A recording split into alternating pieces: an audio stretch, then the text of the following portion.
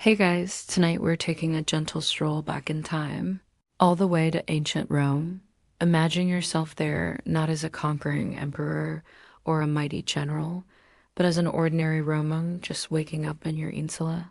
That's a fancy word for an apartment building, no, perhaps apartment stack. Might be more accurate given how many floors they packed in.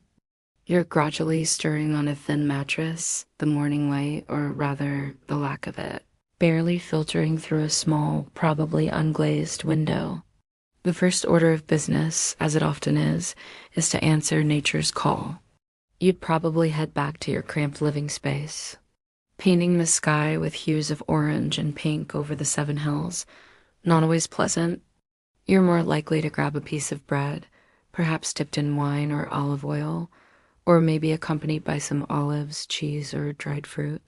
It was practical fuel for a busy day, nothing more. If you were really fancy, you might add a few nuts or some honey. There was no concept of a full English or a hearty breakfast equivalent. That was reserved for later in the day. The focus was on getting out and getting on with things, as the city outside was already demanding your attention, mind you. The smell of wood smoke from cooking fires, the pungent scent from public latrines, the faint whiff of unwashed bodies in the heat, and surprisingly, the sweet aroma of baking bread wafting from a pastrinum, a bakery. It's a complex tapestry of smells, far more intense and unbuffered than what you're used to. You might even catch the scent of garum, a fermented fish sauce that was absolutely ubiquitous in Roman cooking. Think of it as their ketchup, but with a much stronger, fishier punch. You either loved it or, well, you still ate it because it was everywhere. You hear the city truly roar to life. The sounds now include the distinct clang of metal from a nearby blacksmith, the shouts of merchants setting up their stalls in the forum, and the excited chatter of children heading to school, or rather, being escorted there by their pedagogues. This early start to the day was typical.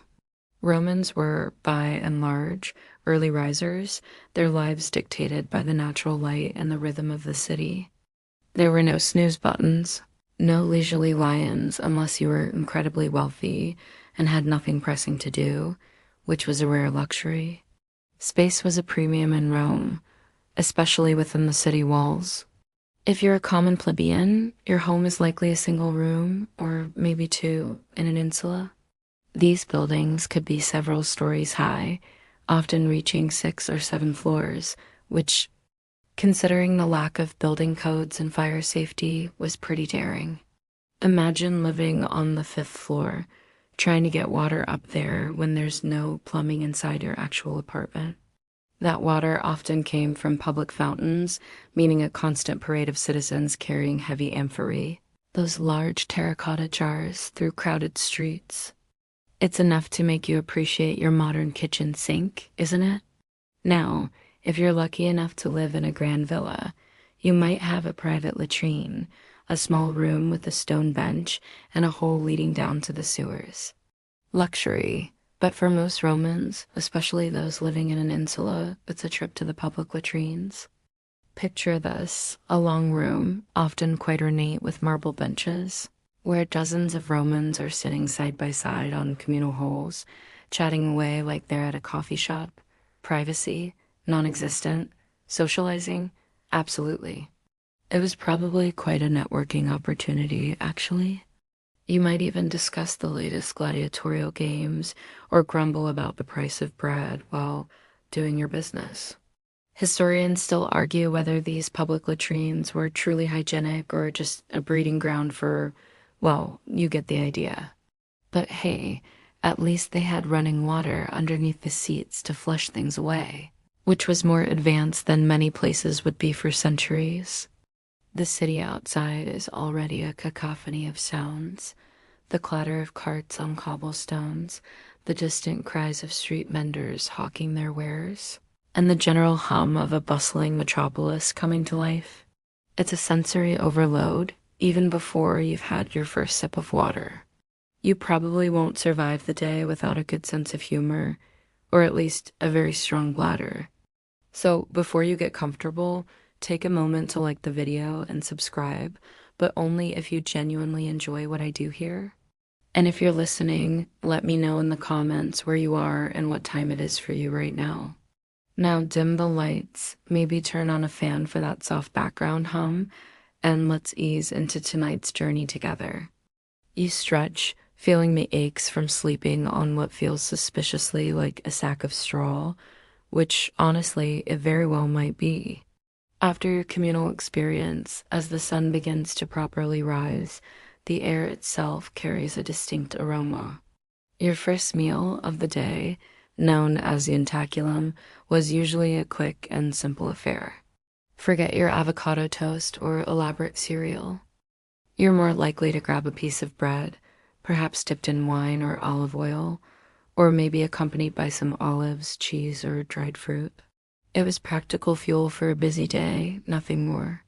If you were really fancy, you might add a few nuts or some honey. There was no concept of a full English or a hearty breakfast equivalent. That was reserved for later in the day.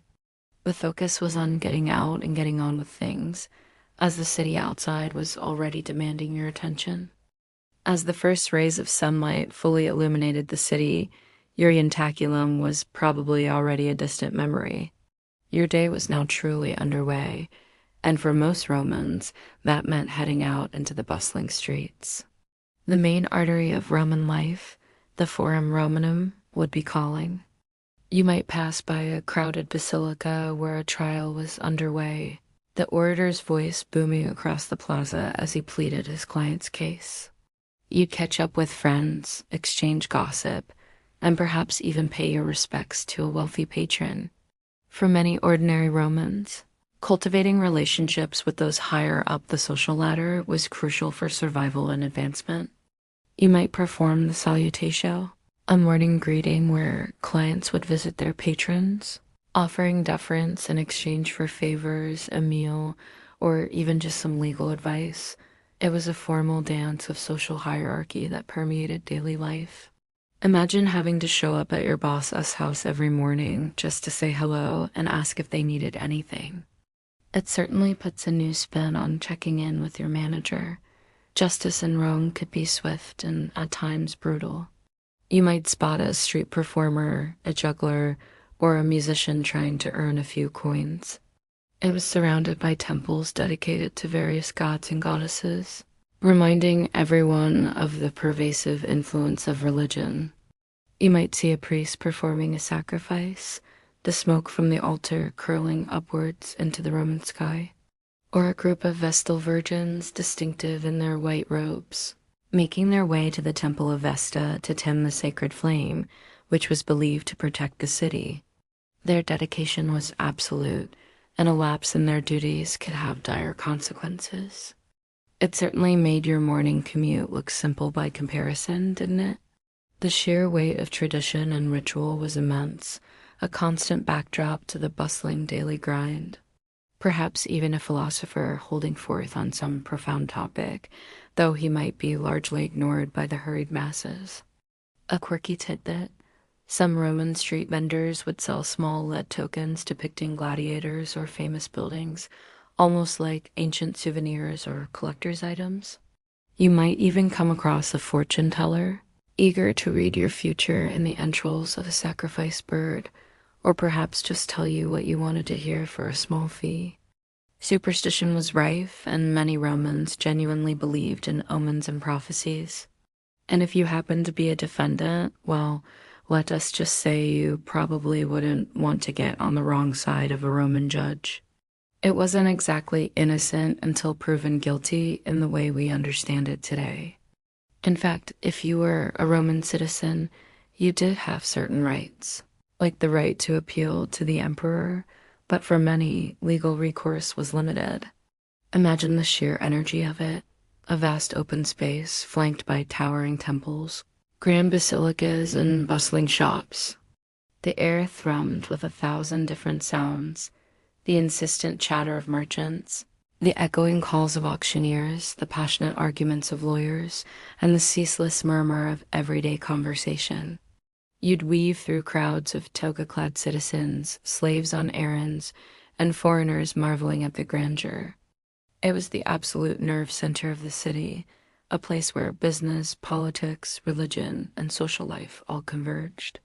You might be heading to the Forum to buy provisions for the day, perhaps some fresh fish that had been brought in from the Tiber River, or a basket of figs from a farmer who'd traveled miles to sell his produce.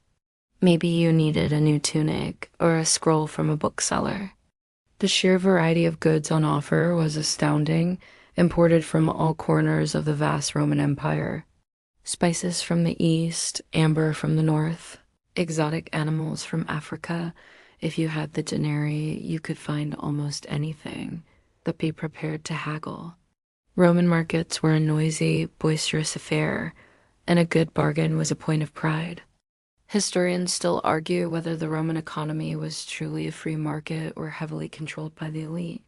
Beyond shopping, the Forum was also the place for legal proceedings. And then there were the social aspects. The Forum was the ultimate meeting place. As you navigate the crowds, keep an eye out for oddities. The Forum wasn't just for the living, either. It was surrounded by temples dedicated to various gods and goddesses, reminding everyone of the pervasive influence of religion.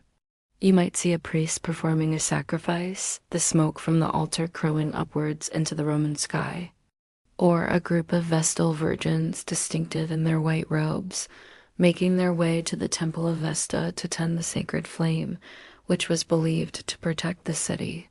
Their dedication was absolute, and a lapse in their duties could have dire consequences. It certainly made your morning commute look simple by comparison, didn't it? The sheer weight of tradition and ritual was immense, a constant backdrop to the bustling daily grind. After the whirlwind of the Forum, your day would likely shift gears, but not necessarily slow down.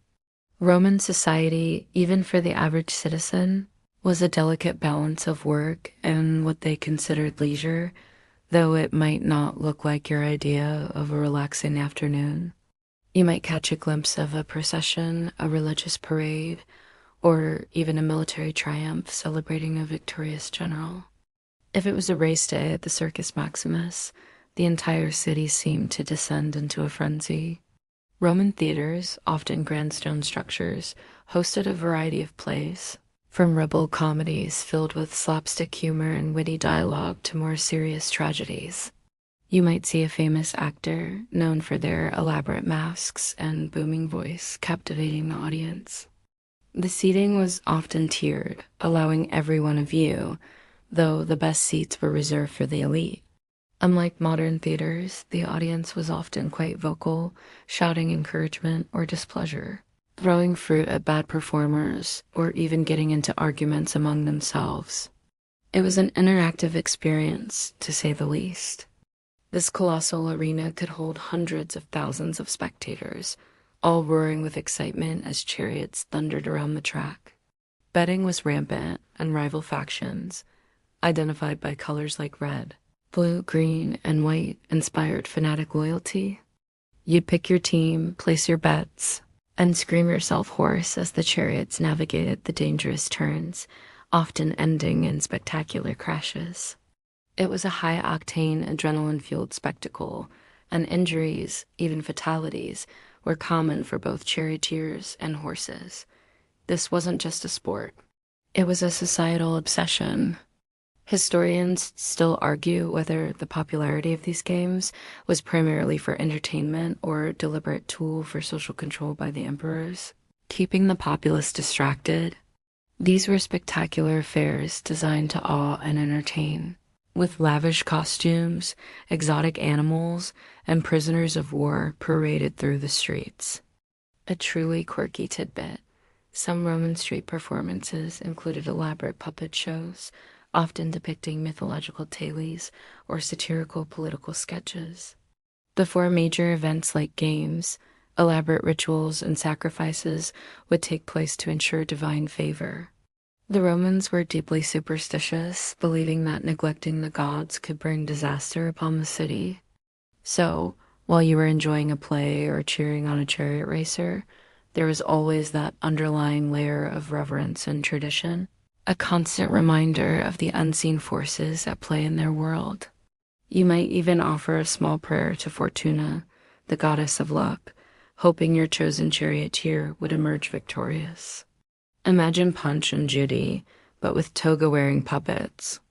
For many, work wasn't a rigid 9 to 5, but rather a series of tasks, errands, and social obligations that filled the daylight hours. If you were a craftsman, you'd be in your workshop, perhaps hammering out bronze wares or weaving textiles. The rhythm of your labor a constant backdrop to the city's hum. If you were a merchant, you'd be tending your stall, haggling over prices, and trying to entice customers with your goods. The Roman workday was often long, beginning at dawn and continuing until the early afternoon, when the heat of the day became too intense for strenuous activity. But here's where the leisure part comes in. The Romans had a profound understanding of the importance of public life and communal spaces. After a few hours of work, or even just wandering the forum, you might head to one of the many public baths, but we'll get to those soon. For now, let's consider other forms of entertainment and social interaction. Perhaps you'd drop into a cocona, a Roman tavern, or inn. These weren't always the most reputable places, often a bit grimy and filled with boisterous chatter, but they served simple food and cheap wine. It was a place for common folk to unwind, gamble with dice, or simply exchange gossip. You might even hear a poet reciting verses or a musician playing a lyre. It's the ancient Roman equivalent of your local pub, but with less predictable sanitation. For those with a bit more time or coin, spectating was a massive part of Roman entertainment. And then, of course, there were the chariot races. If chariot races weren't your speed, there were always the theatrical performances. Even in these leisure activities, the presence of the gods and religious customs was never far. Before major events like games, elaborate rituals and sacrifices would take place to ensure divine favor. The Romans were deeply superstitious, believing that neglecting the gods could bring disaster upon the city. So, while you were enjoying a play or cheering on a chariot racer, there was always that underlying layer of reverence. And tradition, a constant reminder of the unseen forces at play in their world. You might even offer a small prayer to Fortuna, the goddess of luck, hoping your chosen charioteer would emerge victorious. As the sun began its descent, casting long shadows across the forum and signaling the approach of evening, your thoughts would inevitably turn to the most significant meal of the day, dinner or cena. Forget your elaborate multi-course banquets of roasted peacocks and dormice. Those were strictly for the super rich. Your typical dinner was far more humble, yet surprisingly varied. The staple, as always, was bread. Drinking undiluted wine was generally considered barbaric or a sign of drunkenness. It's one of those unsettling historical details that makes you glad for modern food safety standards. So your Roman wine wasn't quite the robust, full-bodied vintage you might enjoy today. It was more like a weak spritzer. If you were truly busy or didn't have cooking facilities, you could grab a quick bite from a thermopolium, a Roman snack bar. The sounds of the city would begin to soften slightly, though never truly fall silent, and the air would grow cooler. It was a time for reflection, for family, and for preparing for the quiet hours ahead before the cycle of Roman daily life began anew. These establishments served hot food and drinks, often directly from large jars set into a counter, much like a modern-day deli. You could get hot sausages, warmed wine, or a simple stew. It was the perfect place for a hurried meal, perhaps before heading off to the baths or an evening engagement. These places were often quite noisy and frequented by all strata of society, from the lowest laborers to the occasional senator grabbing a quick bite on the go. Still, it provided hydration and a bit of a kick after a long day. Water, of course, was also readily available from public fountains, but given the Roman understanding of sanitation, many preferred the wine for its perceived purity.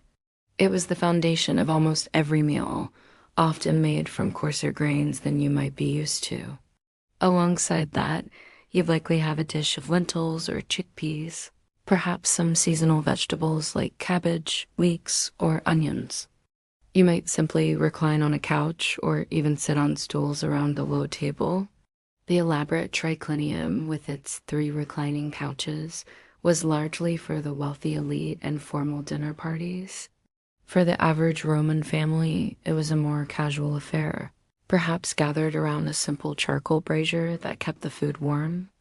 It was a communal experience where families shared stories of their day and reinforced their bonds. Imagine your family dinner, but everyone is lounging around instead of sitting upright. It certainly sounds more relaxed, doesn't it?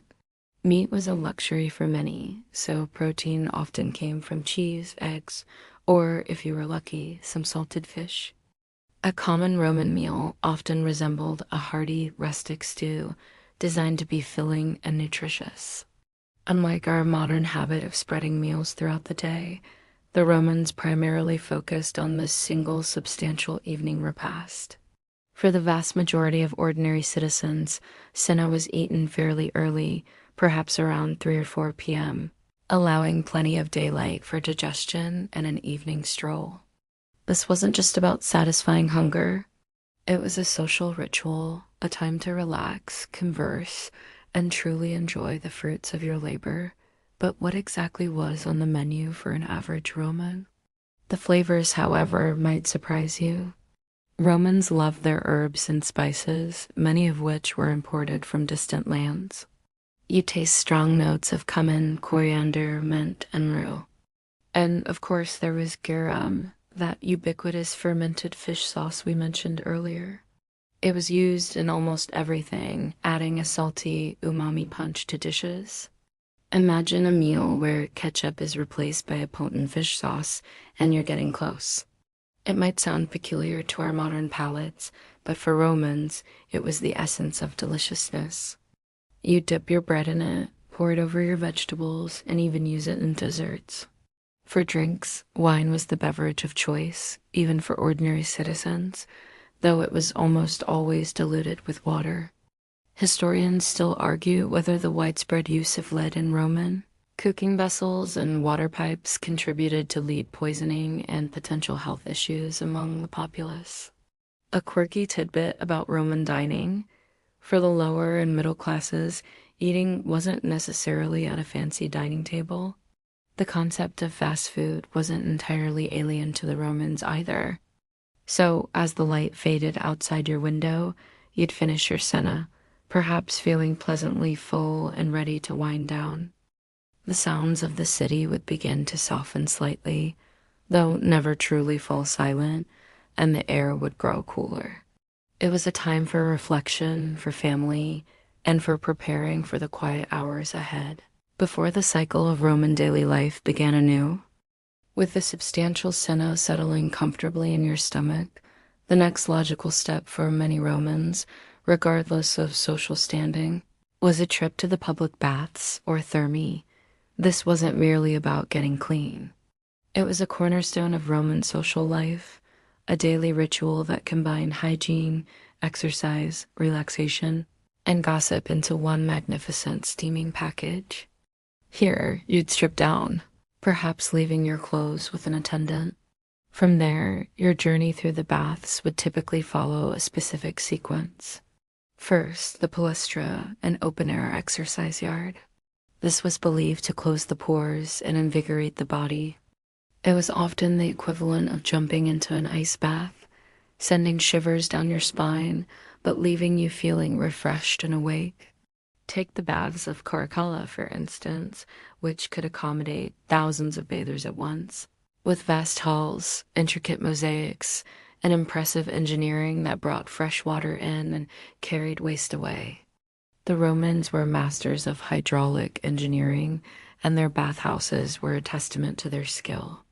You'd marvel at the sheer amount of water constantly flowing through these complexes, an engineering feat that still impresses us today. It truly puts your small modern shower to shame. Imagine going from a sauna directly into a cold lake. That's the Roman bath experience in a nutshell. You'd probably let out an involuntary yelp, just like anyone would, This wasn't just for serious athletes. You might see people wrestling, lifting weights, playing ball games, or simply stretching. They were places for business meetings, political discussions, philosophical debates, and simply catching up on the latest gossip. You could spend hours there, moving between the different rooms, relaxing and networking. There were often libraries, lecture halls, and even snack bars within the complex, making them true community centers. It was a microcosm of Roman society, where all classes mingled, at least to some extent, though the wealthiest might have their own private sections or specific times for bathing. It was a chance to work up a sweat before the main event, and a good way to socialize. Think of it as a low-key ancient Roman gym, complete with grunts and groans. Imagine walking into a vast complex, bustling with people, the air thick with steam, the murmur of voices echoing off marble walls. This was less a quiet, private shower and more a grand public spa experience. You'd begin in the appetitorium, the changing room. Next, you'd move into the tepidarium, a warm room designed to help your body acclimatize to the heat. This was often a social hub, a place to lounge on marble benches, chat with friends, and gently perspire. This was like a giant steam room, often with a hot pool for soaking. The heat would be intense, designed to open your pores and induce heavy sweating. You'd feel the tension melting away as you reclined in the hot water or sat on a warm bench, surrounded by the steamy haze. This was the truly therapeutic part of the bath experience, believed to cleanse both body and soul. For a quirky tidbit, some caldaria had small, individual tubs, but many were large communal pools, truly embracing the shared experience philosophy. The air would be comfortably warm, preparing you for the more intense heat to come. You might even have a slave or attendant offer to scrape you down with a strigil, a curved metal tool used to remove sweat, oil, and dirt from the skin. Yes, that's right, they scraped off the grime. It sounds a bit harsh, but it was surprisingly effective and a common practice. Historians still argue whether the strigil was truly hygienic or if it simply spread germs around. Then came the main event, the coldarium, the hot room.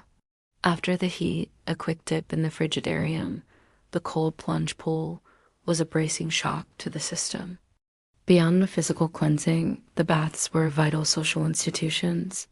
The sheer scale of some of these bath complexes was astounding. Take the baths of Caracalla, for instance, which could accommodate thousands of bathers at once, with vast halls, intricate mosaics, and impressive engineering that brought fresh water in and carried waste away. The Romans were masters of hydraulic engineering, and their bathhouses were a testament to their skill.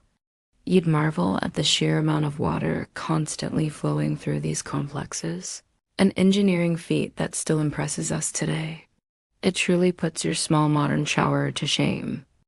Stepping out of the refreshing frigidarium and back into the appetitorium, your thoughts would turn to something universally relatable, getting dressed.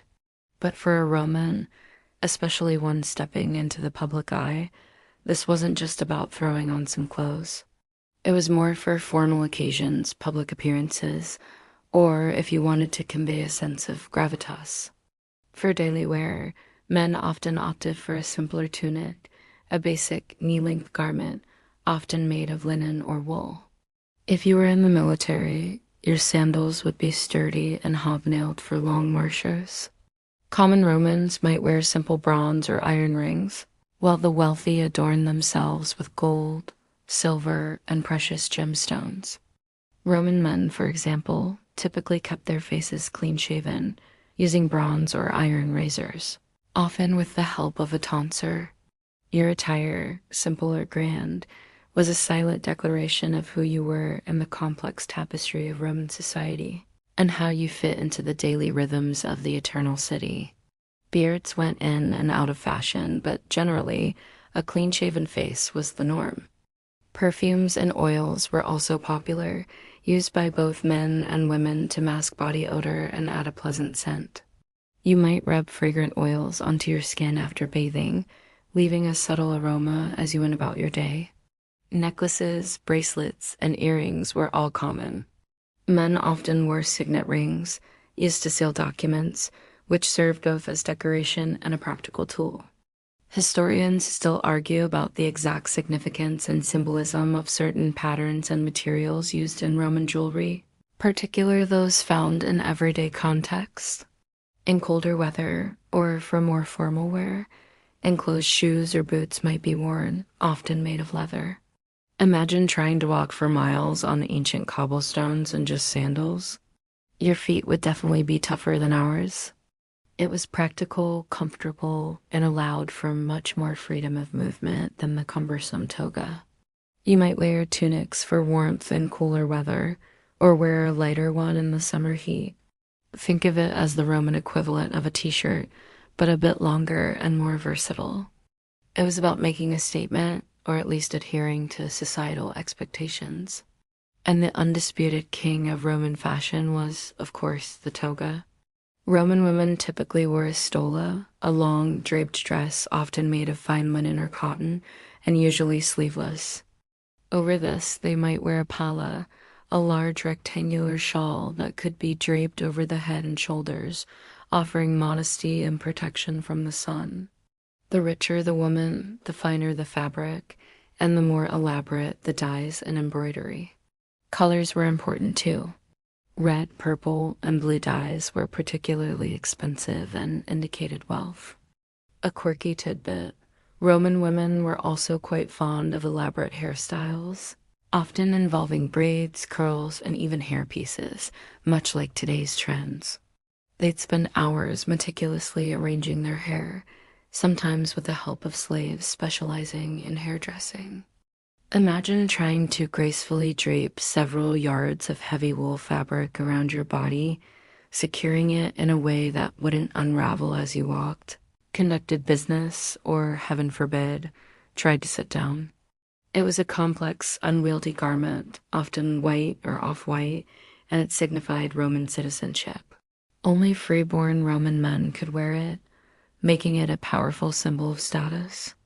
You probably wouldn't survive the day without tripping over it at least once. For the ordinary Roman, the toga wasn't necessarily an everyday garment, especially if you were engaged in manual labor. Women's fashion was equally distinct, though perhaps less restrictive than the male toga. Footwear was also practical.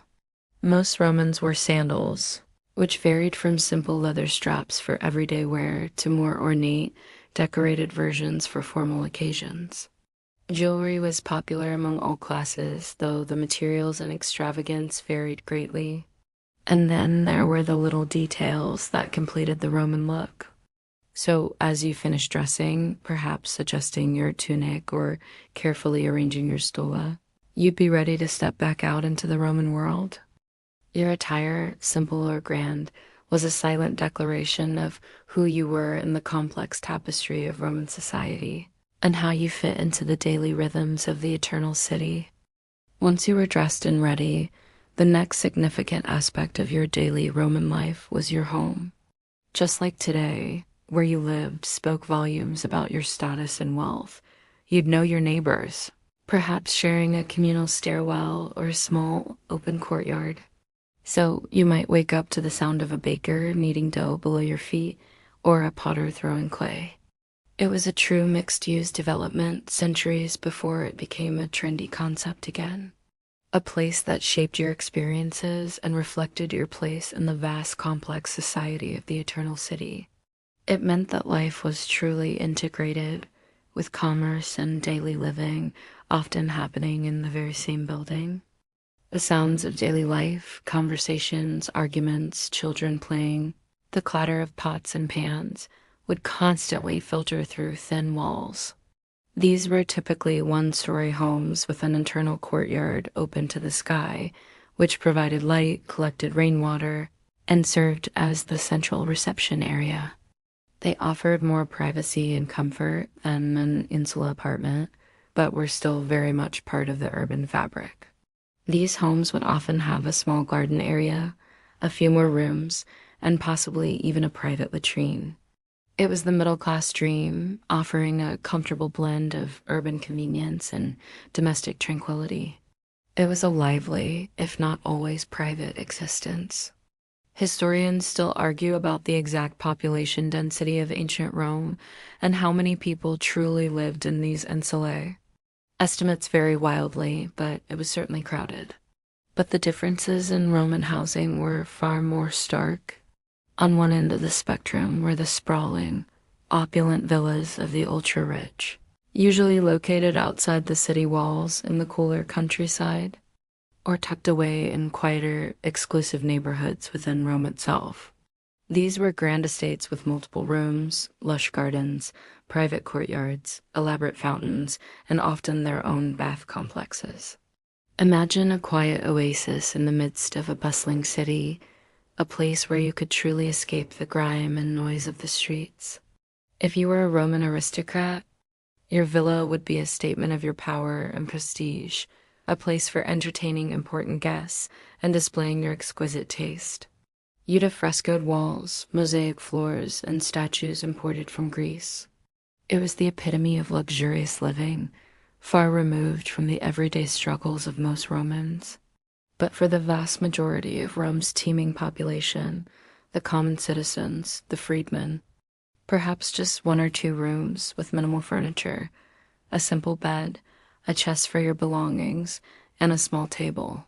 There would be no internal plumbing, so all water had to be carried up from public fountains. Cooking was done on small, portable braziers, which, you could imagine, significantly contributed to the fire risk in these densely packed buildings. The smell of cooking food, mixed with wood smoke and the general odors of a large population, would constantly permeate the air.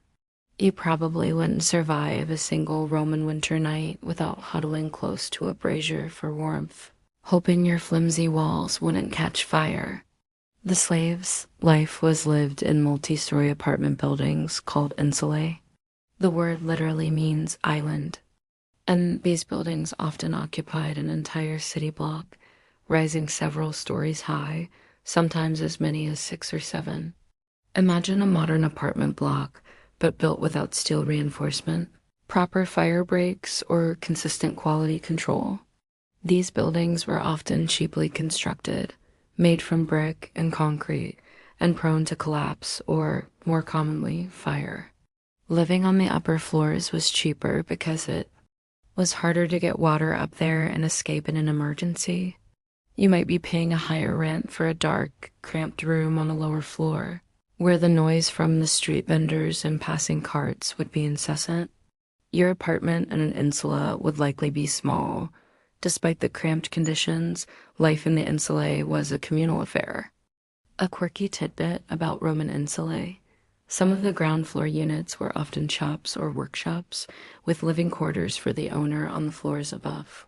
For those slightly better off, but still not wealthy enough for a villa, there were also domus, single-family townhouses. So whether you woke up in a sprawling villa or a cramped insula, apartment your home was the starting point for your daily Roman journey, a place that shaped your experiences and reflected your place in the vast, complex society of the eternal city. As you settled into the rhythms of your Roman day, perhaps after a trip to the Forum or the baths, you might find yourself in the company of some truly unexpected friends. We often think of pets as dogs and cats, and while Romans certainly kept those, their choices for animal companions often ventured into territory that would make your modern veterinarian scratch their head. Yes, beyond the guard dogs, who were very much a thing, often with cave canem, beware of dog, signs on their gates, just like today. Romans were also fond of keeping birds as pets. Parrots were particularly prized, especially if they could be taught to speak Greek or Latin. Imagine having a parrot squawking philosophical debates or reciting famous lines of poetry in your living room. Monkeys were sometimes kept as pets, especially smaller species. Sheep and goats provided wool, milk, and meat. The animal kingdom was deeply intertwined with human life, offering companionship, utility, and sometimes just a touch of ancient Roman eccentricity, chickens were kept for eggs and meat. Even geese were valued, not just for food, but as noisy guardians famously said to have alerted the Romans to an attack on the Capitoline Hill. Every animal, domesticated or wild, was part of the intricate tapestry of Roman existence, contributing to the city's sounds, smells, and overall character. Imagine a mischievous monkey swinging from the rafters of a Roman villa, perhaps stealing a grape or two from a fruit bowl. Even more surprising, there's evidence that some wealthy Romans kept pet lions or bears, albeit usually in confined enclosures. These would have been extremely rare and exorbitantly expensive, primarily for display and to showcase immense wealth. Historians still argue about the exact prevalence of these truly exotic pets and whether they were more for novelty than genuine companionship. Other popular pet birds included magpies, ravens, and even nightingales, kept for their melodious songs. Keeping exotic birds was a status symbol, showcasing your wealth and your ability to acquire rare goods from distant lands. It certainly beats a goldfish, doesn't it? Romans had some truly peculiar Roman pet choices. Cats, for example, were kept, but perhaps not with the same reverence as in ancient Egypt. They were primarily valued for their rodent-catching abilities. The domestic cats are depicted in Roman art, suggesting they were also appreciated for companionship. Dogs, however, were universally loved.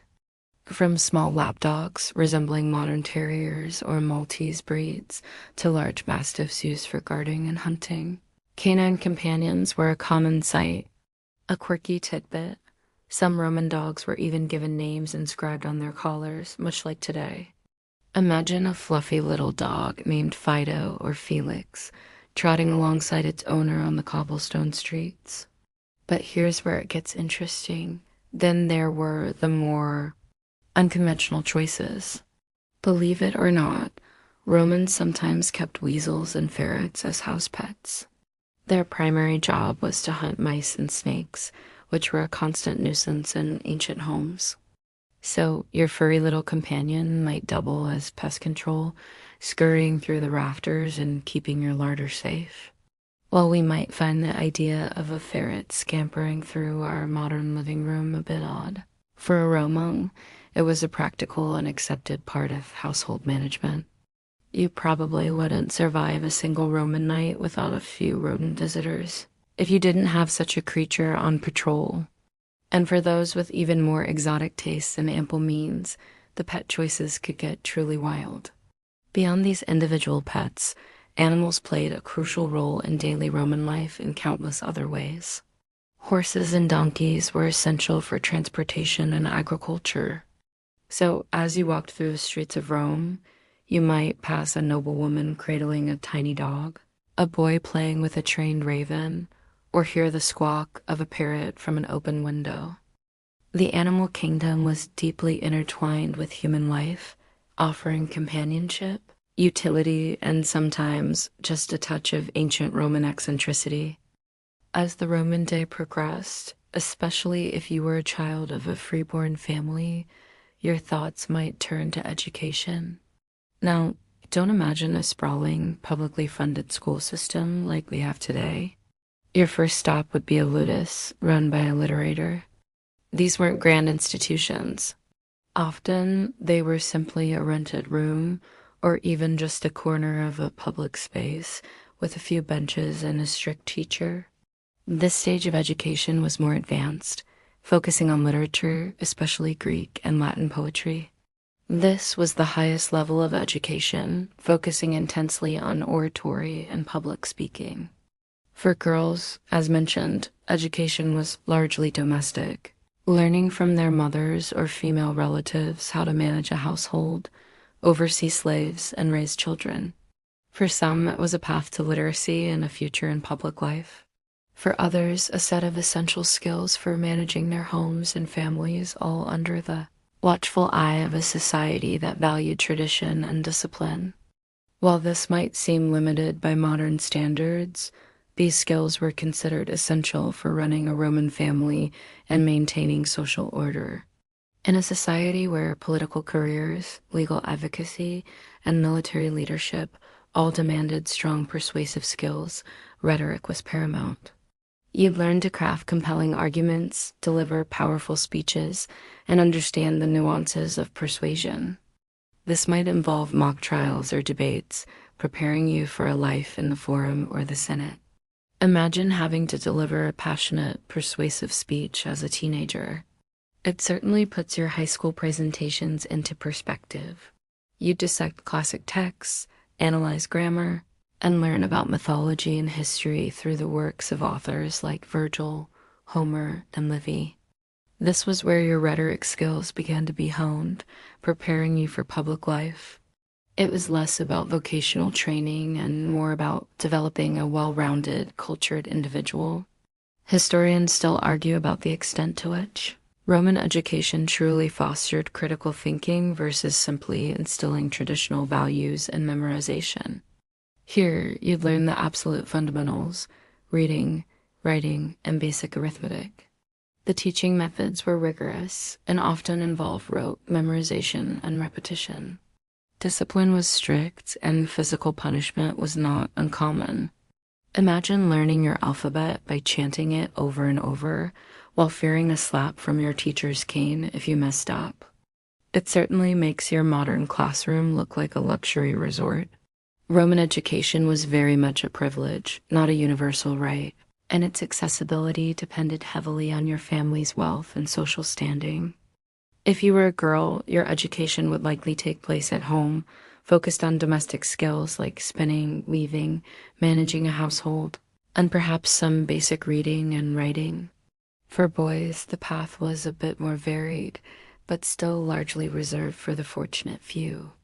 You probably wouldn't survive a single Roman lesson without a strong grasp of Latin, grammar, and a willingness to learn by rote.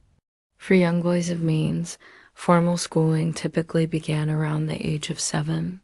For writing, you'd use a stylus to scratch letters onto wax tablets, which could be smoothed over and reused, making them an ancient, sustainable notepad.